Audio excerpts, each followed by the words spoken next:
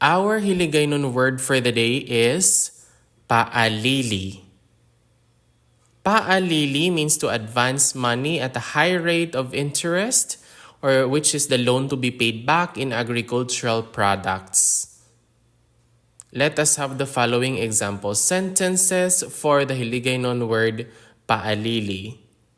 Paaliliha siya sing 4 pisos.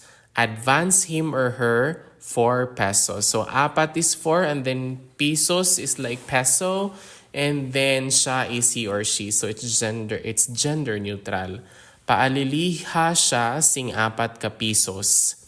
Ipaalili lang sa iya ining kwarta. Loan him or her this money on the basis of an alili contract. So, ini is this and then a kwarta is money. So, ipaalili lang sa iya ining kwarta. Ginpaalilihan ako niya sing isa ka gatos. He or she lent me 100 pesos on an alili contract. So, niya is either he or she, his or her. So, it's gender neutral. So, isa is 1 and then gatos is 100. So, ginpaalilihan ako niya sing isa ka gatos.